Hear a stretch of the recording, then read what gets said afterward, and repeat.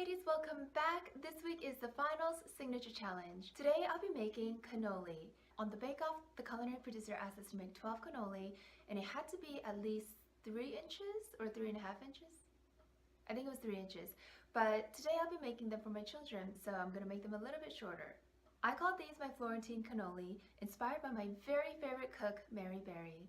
The flavors are orange, lemon, and cranberries. I remember when I was coming up with this recipe, I was so focused on achieving those little bubbles all around the cannoli, and it took ages, but I will show you how I accomplished that. In here I have some plain flour, caster sugar, cinnamon, vegetable shortening, and I'm adding some ice cold water and some masala wine. The wine will help create the bubbles as it evaporates in the hot oil. I'm not really sure why I started this off in the mixer. It's been so long since I've made these, I forgot it's just easier to use your hand to combine everything together. I'm going to wrap this up and let it rest on the counter for about 15 minutes while I get my filling ready. I've put some ricotta cheese on top of a fine mesh strainer, and I'm going to push it through with a spatula. I know this is an extra step, but I saw an Italian grandmother doing this once, and it really makes a world of difference. I mean, she used her hands, which is so authentic and brilliant. And I would totally do that if I lived in Italy, but I don't live in Italy and I can't pretend to be an awesome Italian grandmother, so I'm using a spatula. But look how smooth and creamy it is now. Okay, to this I'm adding some mascarpone cheese and lemon zest. I'm giving it a quick mix before I add some powdered sugar. To my filling, I'm adding some dried cranberries and some candied orange peel. Again, I'm giving this a quick mix before I pop it in the fridge to chill while I work on my dough. I'm putting the dough through a pasta roller to get it very thin and consistent all throughout. I'm using an oval cutter. Normally, I would stretch it out a bit more before wrapping it to make it longer, but I'm making smaller ones today, so this should do. And it's very important to crease the ends together so it doesn't open up when it hits the hot oil.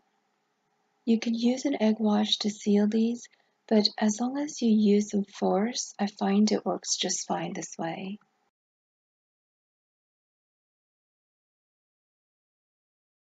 I'm setting my thermometer to 350.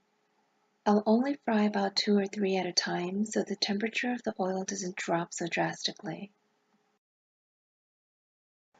Now that these are golden brown and have beautiful bubbles on them, I'm going to take them out and set them on a paper towel.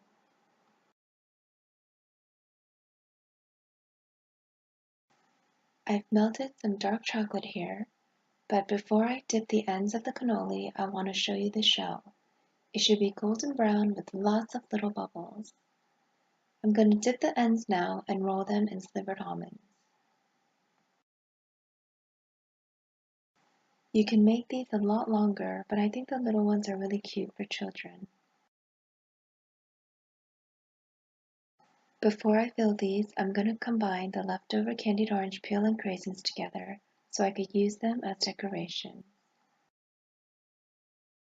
Now I'm just filling my piping bag so I could fill the cannoli. These are so small so you could fill them in one go, but I fill both ends just out of habit.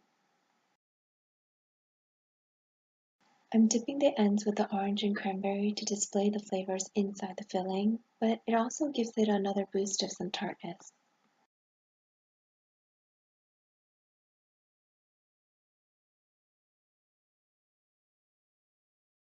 Now that these are all filled, I'm displaying it on this tray in 2 pyramids of 6, and then I'm going to give it a dusting of powdered sugar.